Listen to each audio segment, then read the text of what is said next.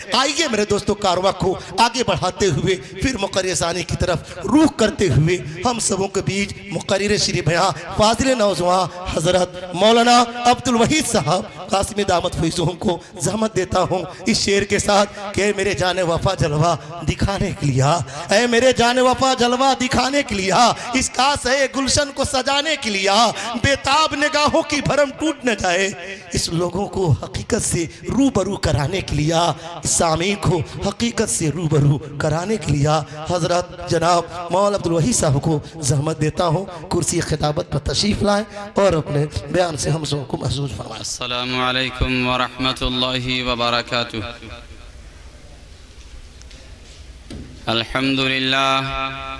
अल्हम्दुलिल्लाहि रब्बिल आलमीन वस्सलातु वस्सलामु अला रसूलिहिल करीम, अम्मा बाद। क़ाल अल्लाहु तआला फ़ी किताबिहिल करीम, फ़अऊज़ु बिल्लाहि मिनश शैतानिर रजीम, बिस्मिल्लाहिर रहमानिर रहीम। क़ुल इन कुन्तुम तुहिब्बूनल्लाह फ़त्तबिऊनी युहब्बिबकुमुल्लाह व यग़फ़िर लकुम ज़ुनूबकुम वल्लाहु गफ़ूरुर रहीम। अल्लाहुम्मा सल्लि अला मुहम्मदिन व अला आलि मुहम्मद कमा सल्लैता अला इब्राहीम व अला आलि इब्राहीम इन्नका हमीदुम मजीद। अल्लाहुम्मा बारिक अला मुहम्मदिन व अला आलि मुहम्मद कमा बारकता अला इब्राहीम व अला आलि इब्राहीम इन्नका हमीदुम मजीद।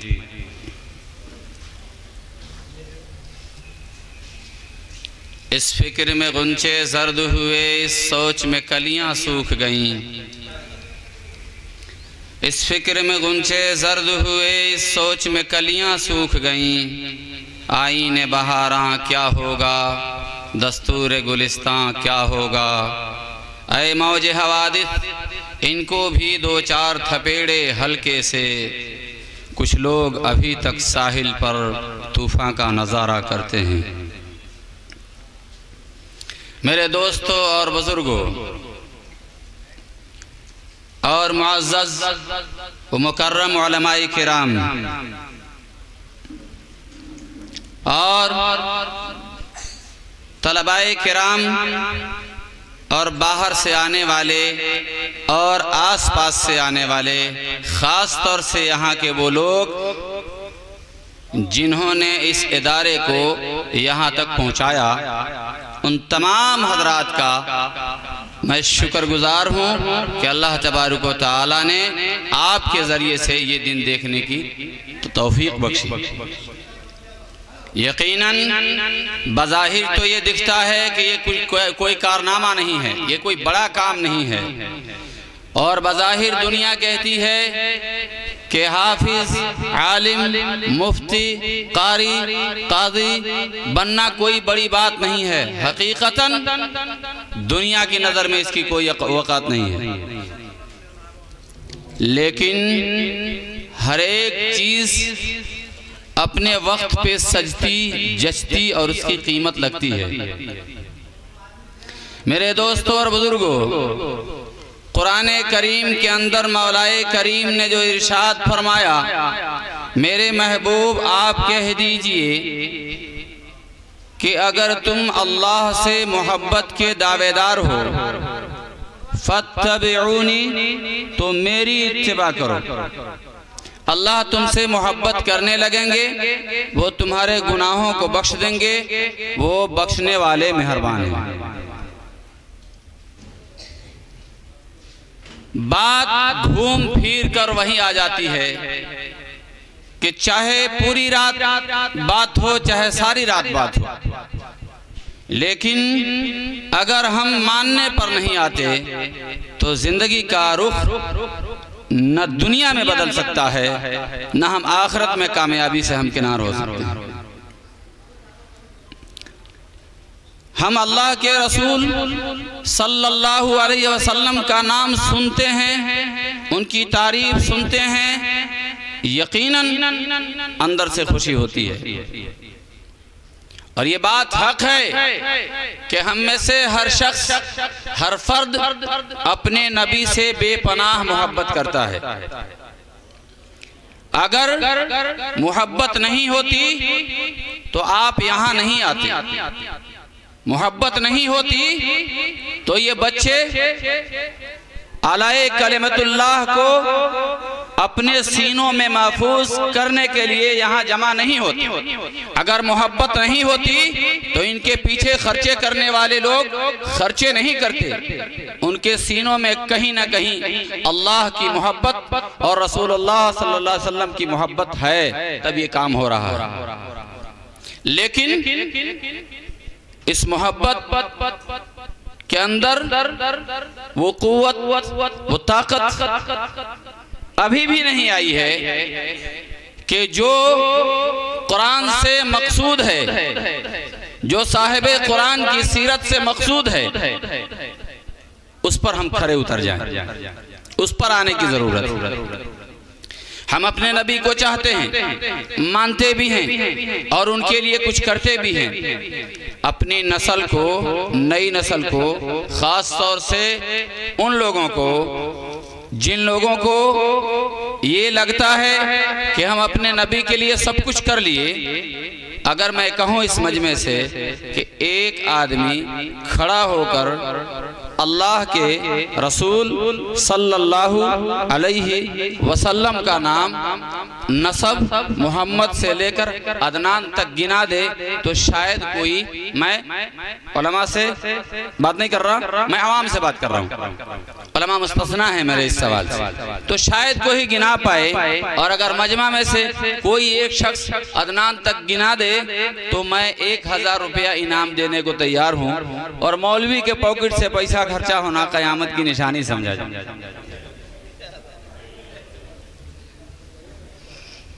कारी नईम साहब ने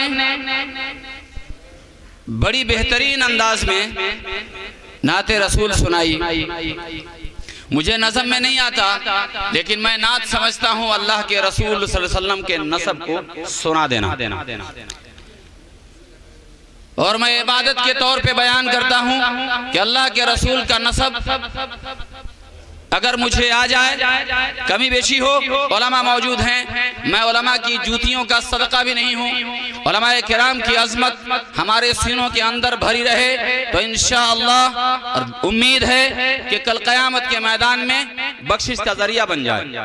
हम उलमाए किराम को वो मकाम दें जिसके वो हकदार हैं। बहरहाल हमारे नबी जनाबे मुहम्मदुर रसूलुल्लाह सल्लल्लाहु अलैहि वसल्लम की सीरत की किताबों में जो दर्ज है, आपका नसब बइख्तिलाफ मोहम्मद बिन अब्दुल्लाह, मोहम्मद बिन अब्दुल्लाह बिन अब्दुल मुत्तलिब बिन हाशिम बिन अब्दे मुनाफ बिन कुसई बिन किलाब बिन मुर्रा बिन काब बिन लुवई बिन गालिब बिन फहर बिन मालिक बिन नजर बिन किनाना बिन खुजैमा बिन मुदरिका बिन इलियास बिन मदर बिन नजार बिन माद बिन अदनान बिन आद बिन हमैसा बिन सलामान बिन औस बिन बौस बिन कमवाल बिन उबई बिन अवाम बिन नाशिद बिन हिजा बिन बलदास बिन अदलाफ बिन ताबिख बिन जाहिम बिन नाहिश बिन माखी बिन आइद बिन आइकर बिन उबैद बिन अद्दुआ बिन हमदान बिन संबर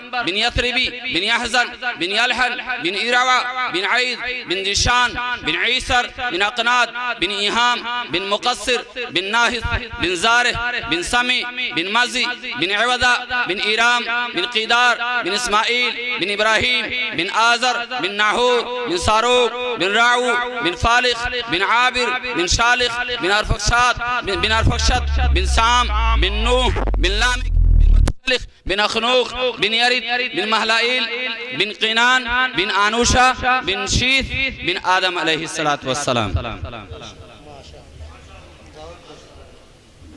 मेरे दोस्तों और बुजुर्गों,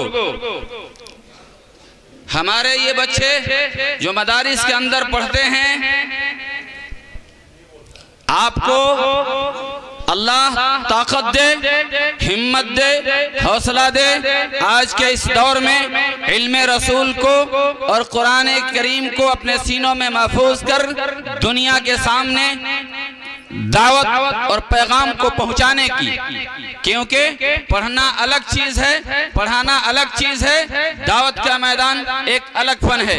मेरे दोस्तों और बुजुर्गों, कुरान दुनिया आपके दौलत से, खजानों से नहीं डरती, आपके जायदाद से नहीं डरती, पैसों से नहीं डरती। आप देखें दुनिया की साजिशें दीन के तालीम को मिटाने के लिए एकदम बरसरे पैकार है।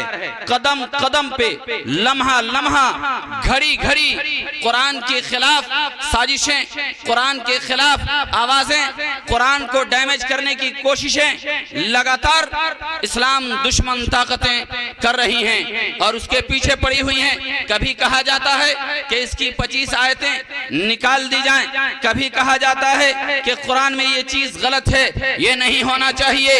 ये दुश्मन की साजिश इसलिए है कि यही से मुसलमान उठ सकते हैं, मुसलमान यही से यकजा हो सकते हैं। मुसलमानों की ताकत यही एक किताब है जिसे मुसलमान अगर अपना लें तो ये महफूज हो सकते हैं, ये ताकतवर बन सकते हैं। उनको डर आपकी जमीन जायदाद से नहीं लगता, उनको डर आपकी तनख्वाहों से नहीं लगता, उनके डर आपकी प्रॉपर्टी से नहीं लगता, उनके डर आपकी सियासी ताकत से नहीं लगता, उनको डर इस कुरानी तालीम से लगता है। झोपड़ियों के खिलाफ हैं, वो महलों के खिलाफ नहीं है। जिन झोपड़ियों में अल्लाह के रसूल की सीरत बताई जाती हो, जिन झोपड़ियों में कुरान करीम की तिलावत सिखाई जाती हो, कुरान की तफसीर सुनाई जाती हो, कुरान के तर्जुमे सिखाए जाते हो, दुश्मन डरता इसलिए है कि कुरान वो किताब है जब अरब के जंगलों में रहने वाले बद्दुओं के सीनों में आया तो सहाबी रसूल बना दिया, जाहिलों के सीने में आया जो कुछ नहीं जानते थे, अनपढ़ थे। तारीख के अंदर आता है उमर बिन खत्ताब रज़ी अल्लाह तआला अन्हु ऊंट की गिनती भी सही ढंग से नहीं कर पाते थे, लेकिन जब कुरान उनके सीनों के अंदर उतर गया तो वो शख्स 22 लाख मुरब्बा मील की हुक्मरानी को अकेले चलाने के काबिल बना। ये कुरान था जिस कुरान ने सिद्दीक अकबर को सिद्दीक बना दिया, अबू बकर की सदाकत पे मोहर लगा दिया। ये कुरान था जिसने उमर की अदालत पे मोहर लगा दिया। ये कुरान था जिसने उस्मान गनी की सखावत पे मोहर लगा दिया। ये कुरान था जिसने हजरत अली की शुजाअत पे मोहर लगा दिया। ये ताकतें, ये दौलतें अगर कुरान से मिली तो कुरान से मिली। जब उनको ये चीज वहां मिल सकती है तो आज हमें क्यों नहीं मिल सकती है? क्या जो अल्लाह इब्राहिम अलैहिस्सलातु वस्सलाम को आग के शोलों में बचा रहा था, जो अल्लाह यूनुस अलैहिस्सलातु वस्सलाम को मछली के पेट के अंदर पाल के दिखा रहा था, जो अल्लाह हजरत मूसा अलैहिस्सलातु वस्सलाम को दरिया पार करा रहा था और फिरौन की ताकत से बचा रहा था, जो अल्लाह हजरत यूसुफ अलैहिस्सलातु वस्सलाम को कुएं के अंदर डालने के बाद सलामती के साथ बाहर निकाला और बाहर निकालने के बाद कैदोबंद की जिंदगी दी, बाजार में बिकवाया, कैदोबंद की जिंदगी जी, जेल में डाला और जेल से उठाकर सीधे बादशाह बना दिया, तख्त पे बैठा दिया, वो अल्लाह आज नहीं है। क्या ख्याल है? उनका खुदा था, हमारा नहीं है। उनका अल्लाह था, हमारा नहीं है। नहीं, जो उनका खुदा था, जिन हस्तियों के मैंने नाम लिए हैं, यकीनन वही खुदा आज भी है, वही कुरान आज भी है, वही रसूल आज भी है, उसकी सीरत आज भी महफूज है। बदली है तो हमारे अंदर की ईमानी तक़वियत बदली है, कमजोरी आई है ईमान के अंदर। इंशाअल्लाह हम बैठे हैं और इस उम्मीद के साथ बैठे हैं कि हम अल्लाह के रसूल सल्लल्लाहु अलैहि वसल्लम के कुरान की दावत को आम करेंगे। हम अमीरों के बच्चों को भी कुरान का हाफिज बनाएंगे, कुरान का आलिम बनाएंगे। हम गरीबों के बच्चों को भी कुरान का आलिम बनाएंगे, कुरान का हाफिज बनाएंगे।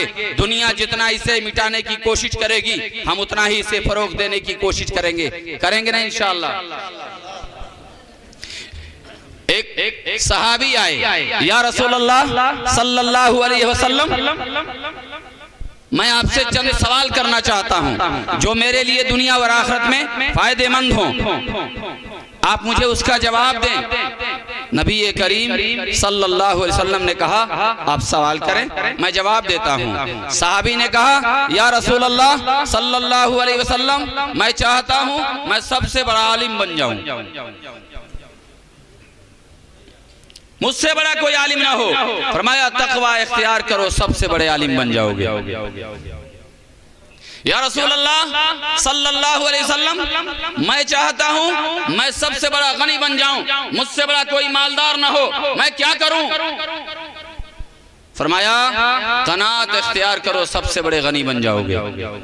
यानी जो तुम्हारे पास है उस पर सब्र कर लो, अल्लाह के दिए रिज़्क पर मुतमईन हो जाओ, तुमसे बड़ा मालदार कोई नहीं हो।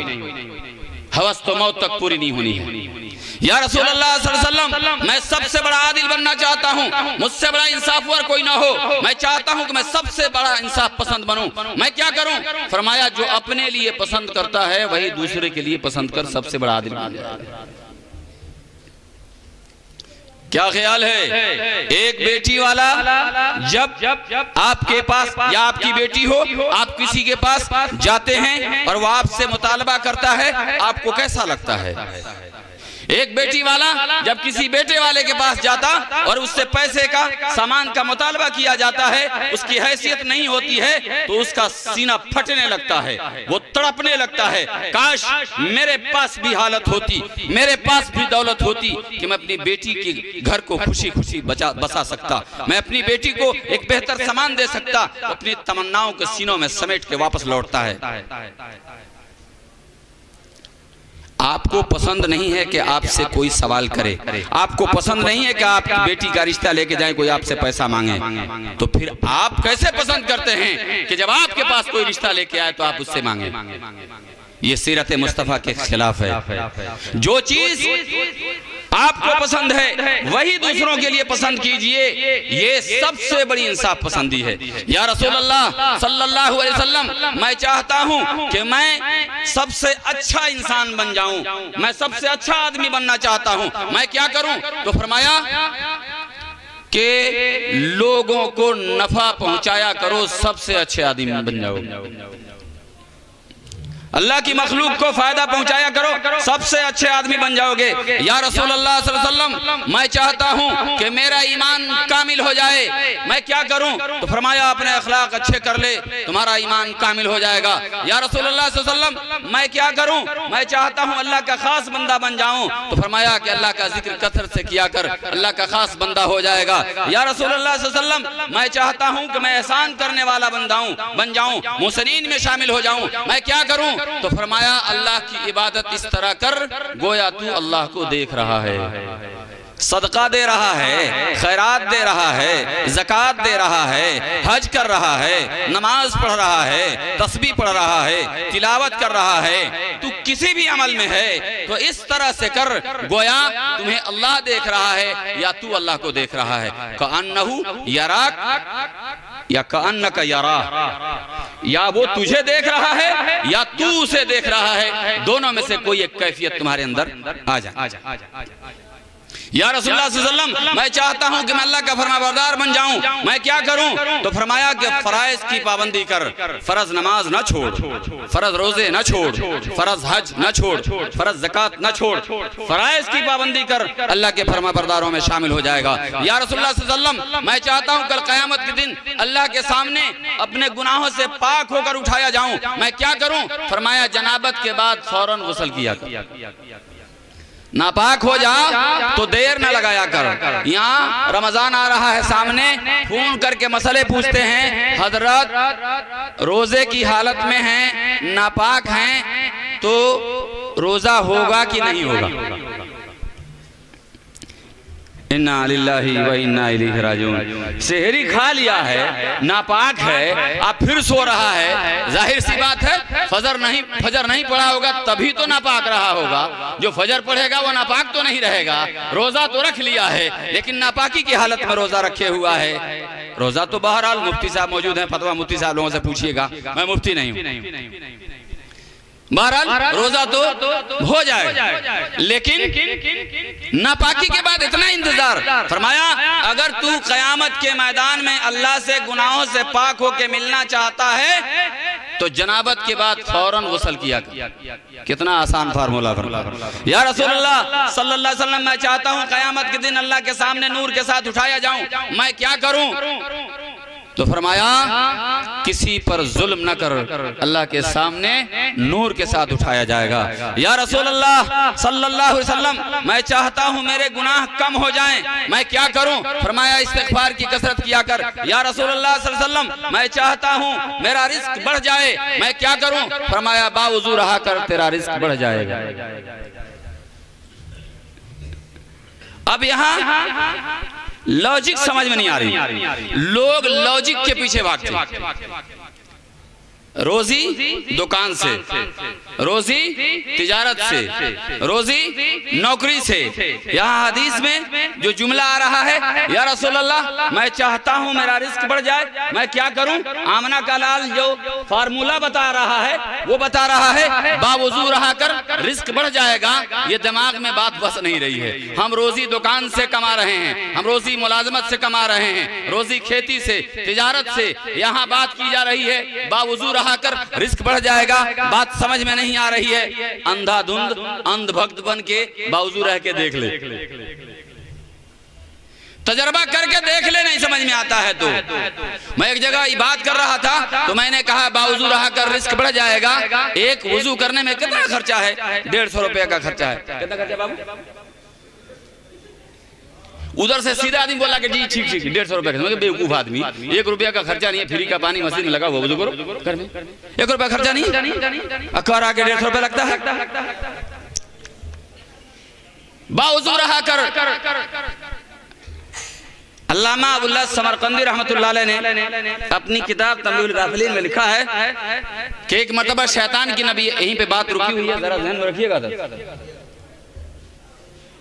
कि शैतान की आपसे मुलाकात हो गई तो अल्लाह के रसूल सल्लल्लाहु अलैहि वसल्लम ने पूछा कि तेरे दुश्मन कितने हैं?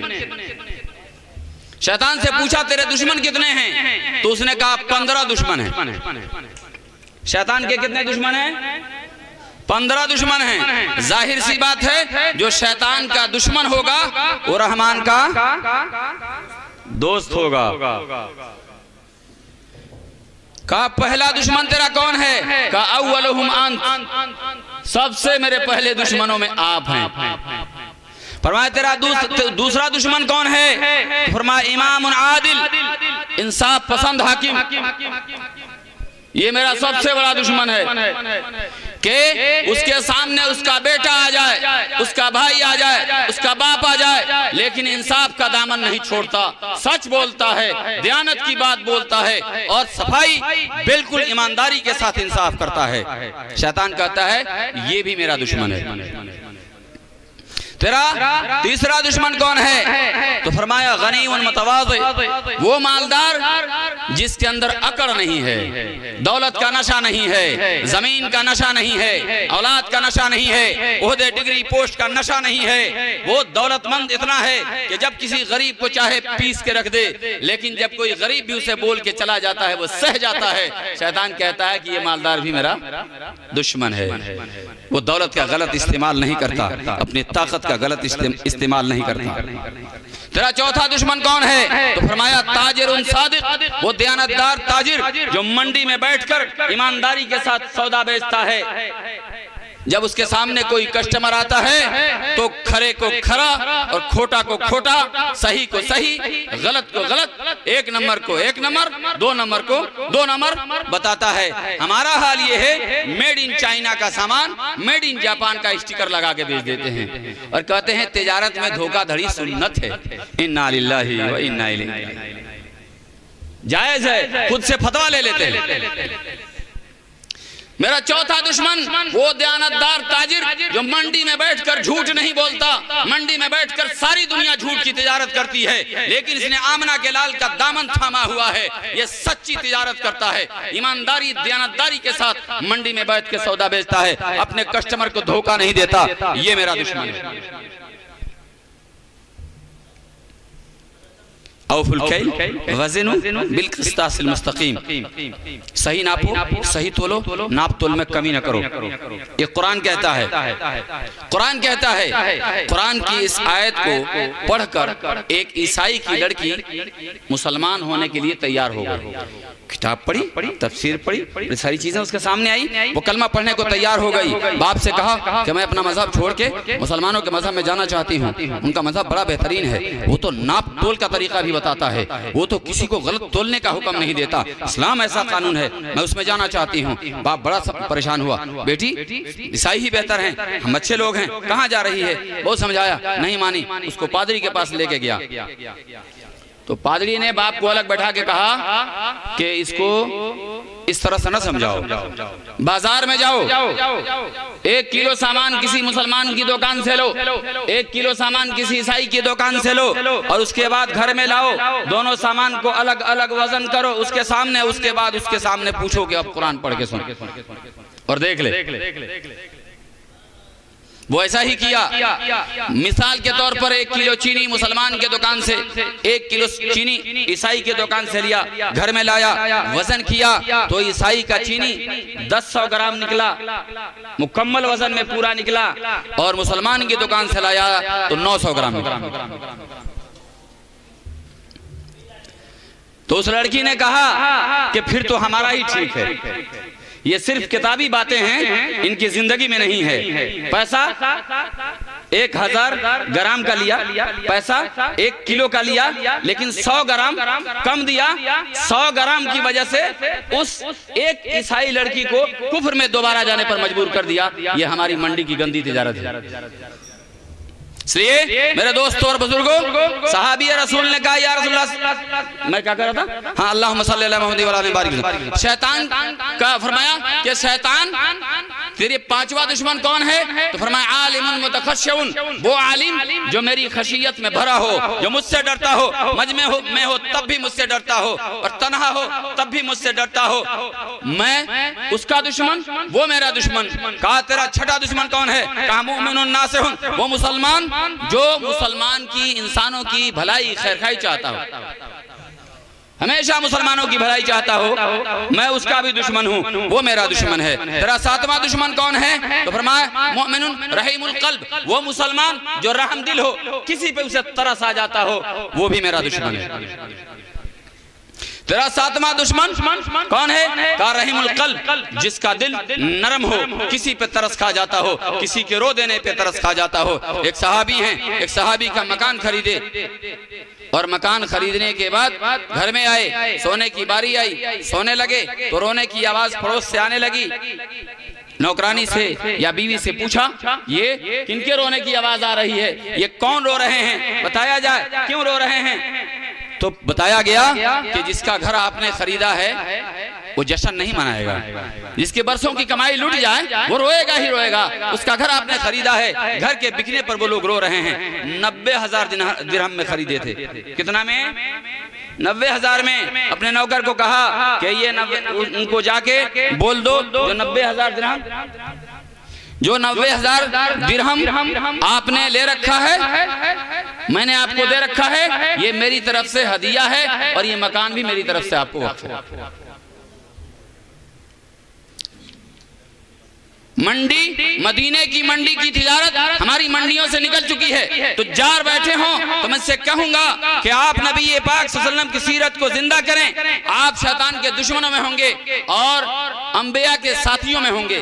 कयामत के मैदान में अल्लाह के रसूल सल्लल्लाहु अलैहि वसल्लम ने फरमाया, हदीस पाक का मफहूम है कि दयानतदार ताजिर नबियों के साथ उसका हशर होगा। मेरे दोस्तों और बुजुर्गों, मैं समझता हूँ कि वक्त आगे इजाजत नहीं देता कि अपनी बात बढ़ाऊं। चलते चलाते मैं बात मुकम्मल करने से पहले आपको कहता चलूं कि सहाबी ने कहा, या रसूलुल्लाह सल्लल्लाहु अलैहि वसल्लम, मैं चाहता हूं कि मैं सबसे बड़ा ताकतवर बन जाऊं।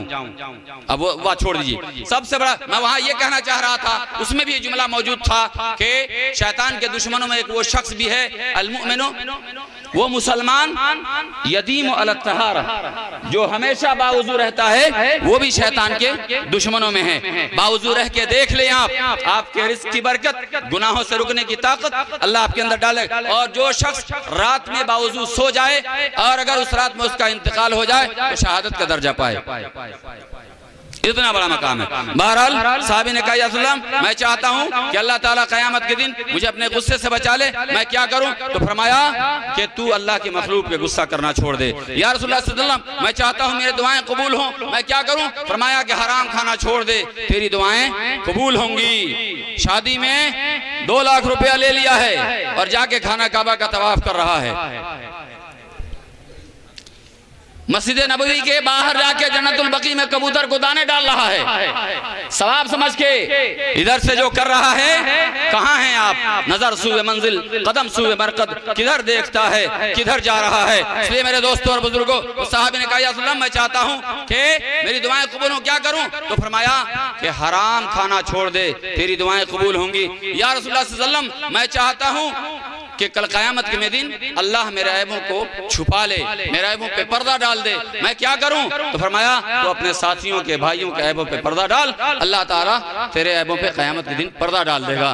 मन सतरा मुस्लिमन सतरहुल्लाहु यौमुल क़ियामह, जो किसी मुसलमान के ऐब पे पर्दा डाले, अल्लाह क़यामत के दिन उसके ऐब पे पर्दा डालेगा। हम तो उछाल के रख देते। या रसूलुल्लाह सल्लल्लाहु अलैहि वसल्लम, मैं चाहता हूं कि अल्लाह का गुस्सा खत्म हो, मैं चाहता हूं अल्लाह का गुस्सा खत्म हो। क्या तरीका है? फरमाया छुप छुप के सदका दिया कर और सिला रहमी किया कर, और बहुत सारी बातें हैं, वक्त इजाजत नहीं देता कि अपनी बात आगे बढ़ाऊं। मेरे दोस्त और बुजुर्गों, चलते चलाते आपसे कहूंगा, इसमें जो लोग बैठे हैं, इनके बेटे हैं, इनकी बीवियां हैं, इनके बच्चे हैं, इनकी औलाद है, इनकी नस्ल है, कि दोस्त हैं, पड़ोसी हैं, घर में 9 आदमी है, 8 आदमी नमाज पढ़ता है, 1 आदमी नमाज पढ़ता है और 8 आदमी बेनमाजी है, ये उसका जिम्मेदार है। कल क़यामत के मैदान में आमना के लाल जनाबे मोहम्मदुर रसूलुल्लाह सल्लल्लाहु अलैहि वसल्लम की आखिरी वसीयत सामने आ गई और आपने जो कहा था आखिरी वक्त में, अस्सलाह अस्सलाह व मा मलकत ऐमानुकुम, के देखना मेरे बाद नमाज का ख्याल रखना, कहीं ऐसा ना हो कि तुम्हारी दुकानें नमाज से रोक दें, कहीं ऐसा ना हो कि तुम्हारी तिजारत नमाज से रोक दे, कहीं ऐसा ना हो रिश्तेदारियां नमाज से रोक दे, कहीं ऐसा ना हो कि तुम्हारी दोस्ती नमाज से रोक दे, कहीं ऐसा ना हो कि तुम्हारी मुलाजमत नमाज से रोक दे। अस्सलाह अस्सलाह आखिरी घड़ी है, जबान से सही अल्फाज निकल नहीं रहे हैं और उस वक्त नबी करीम सल्लल्लाहु अलैहि वसल्लम आपको हमको जो पैगाम दे के जा रहे हैं, मैं 2 घंटा बयान करूं तो आपको इस्लाम नहीं समझा सकता, लेकिन आमना के लाल हजरत नबी करीम सल्लल्लाहु अलैहि वसल्लम ने 2 लफ्जों में इस्लाम समझा दिया। वही बात कह के रुखसत हो रहा हूं कि अस्सलाह, एक नमाज का ख्याल रखना। क्या मतलब? जो नमाज पढ़ेगा वो ज़कात अदा करेगा, जो नमाज पढ़ेगा वो हज करेगा, जो नमाज पढ़ेगा वो लोगों के साथ सिला रहमी करेगा। और उसके बाद दूसरा जुमला फरमाया, वमा मलकत ऐमानुकुम, अपने मातहतों के साथ अच्छा सलूक करना। जो मालिक अपने ड्राइवर को गाली नहीं देगा वो अपने बाप के साथ भी बदतमीजी नहीं कर सकता, अपने भाई का हक भी अदा करेगा। एक जुमले में हुकूकुल्लाह समझा दिया और दूसरे जुमले में हुकूकुल इबाद समझा दिया। इंशाअल्लाह मैं उम्मीद रखता हूँ कि यहाँ जो मजमा बैठा है, चलते चलाते मेरी हर तकरीर में ये बात होती है दावत के तौर पर कि एक बड़ी गंदी रस्म हमारी सोसाइटी के अंदर जो फैल रही है, जहेज को खुदा के लिए कलमा ला इलाहा इल्लल्लाह मुहम्मदुर रसूलुल्लाह के पढ़ने वाले हो, उनके कदमों की धूल बन जाओगे, उनके सहाबा के कदमों की धूल बन जाओगे तो कामयाब हो जाओगे और तर्ज अल्लाह के रसूल का अपनाओगे। बातिल के तर्ज को जूतों की ठोकर में रखो। दुनिया 2-4 दिनों की है, मिट जानी है, इसे खत्म करो और तौबा करो। हमारी मुस्लिम बच्चियां इस्लाम छोड़ के कुफ्र में डूब रही हैं, जिम्मेदार हम हैं। मालदार तबका खास तौर से आपसे गुजारिश करूंगा, आपका बेटा इंजीनियर है, डॉक्टर है, प्रोफेसर है, मुबारक हो। डॉक्टरों को भी मैं दुआएं देता हूं, अल्लाह उनके जरिए से उम्मत का बहुत बड़ा काम करा रहा है, अल्लाह उनको सेहत दे, उनके फन में कामयाबी दे, मेरी दुआएं हैं। इंजीनियर को भी दुआएं देता हूं। मैं किसी मालदार मुसलमान से नफरत नहीं करता, मुझे क्या हक बनता है किसी के दौलत से नफरत करने का? अल्लाह की तक़सीम है, जिसे देना चाहे दे दे। मेरे दोस्तों और बुजुर्गों, तो मैं उनसे खास तौर से कहूंगा कि अपने बेटों की शादियां एलानिया तौर पर फ्री में करें, ताकि एक शख्स करेगा तो उससे 10 आदमी लोग देखकर सबक लेंगे और आप हिदायत का जरिया बनेंगे, वो नेकियां आपके खाते में जाएंगी। इंशाल्लाह ऐसा करेंगे। नौजवान लोग इसमें हाथ उठाए जिनकी शादी नहीं हुई है, नियत करें इंशाल्लाह फ्री में करेंगे। नियत में खोट लग रहा है, कम से कम मेरे बच्चे तो उठा लें। आप तो दीनदार लोग हैं, हिम्मत कर लें इंशाल्लाह। सुभान अल्लाह, अल्लाह कबूल फरमाए। जज़ाकुमुल्लाहु खैरल जज़ा। सुभान अल्लाहि व बिहम्दिही, सुभानकल्लाहुम्मा व बिहम्दिक, अशहदु अल्ला इलाहा इल्ला अंत, नस्तगफिरुका व नतूबु इलैक। सुभान रब्बिका रब्बिल इज्जति अम्मा यसिफून व सलामुन अलल मुरसलीन वल्हम्दुलिल्लाहि रब्बिल आलमीन।